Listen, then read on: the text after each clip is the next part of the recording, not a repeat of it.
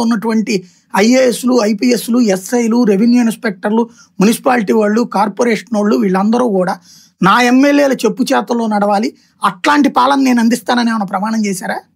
లేదుగా. మీ ప్రమాణం రాజ్యాంగబద్ధ పాలన అందిస్తామని. కానీ ఆ వెంటనే జరిగిన మీటింగులో ఏమని చెప్తాం?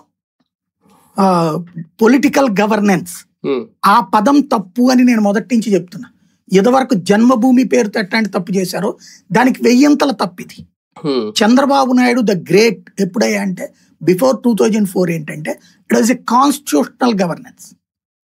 కాన్స్టిట్యూషనల్ గవర్నెన్స్ అది. ఆ రోజున ఐఏఎస్లు పూర్తి అధికారాలతో ఉన్నారు, ఐపీఎస్లు పూర్తి అధికారాలతో ఉన్నారు. స్టిల్ నో అధికారాలు ఉన్నాయి, అమలు చేయని. ఇట్లా ఈ అధికారాల్ని పాలకుల చేతిలో కాదు, ప్రజాప్రతినిధుల చేతిలో తాకట్టు పెట్టేశాం మనం. వాళ్ళ చెప్పు చేతల్లో నడవమని చెప్తున్నాం. ఆ రోజున ఐఏఎస్ల ఐపీఎస్ల ట్రాన్స్ఫర్లు డిసైడెడ్ బై చంద్రబాబు. ఏ జిల్లాలో అయితే అరాచకం ఎక్కువగా ఉంటుందో అక్కడ ఒక సురేంద్రబాబు వెళ్తాడు, ఒక ఏబి వెంకటేశ్వరరావు వెళ్తాడు, ఒక ఉమేష్ చంద్ర వెళ్తాడు. ఇట్లా అంటే పవర్ఫుల్ ఆఫీసర్ అక్కడికి వెళ్తాడు, పవర్ఫుల్ డిఎస్పీలు అక్కడికి వెళ్తారు, తాట తీసి వదిలిపెడతారు. డిటి నాయక్ వెళ్తాడా? ఇట్లా అలాంటిది. అంటే ఎక్కడ అరాచకం జరుగుతుందో అక్కడికి పవర్ఫుల్ పోలీస్ ఆఫీసర్లు వెళ్ళాలా? అడ్మినిస్ట్రేటివ్ అవసరాలు ఉత్తరాంధ్రలో ఇట్లాంటి చోట్లకి అలాంటి అధికారులు, కామ్గా నడుచుకునే అధికారులు చాలు.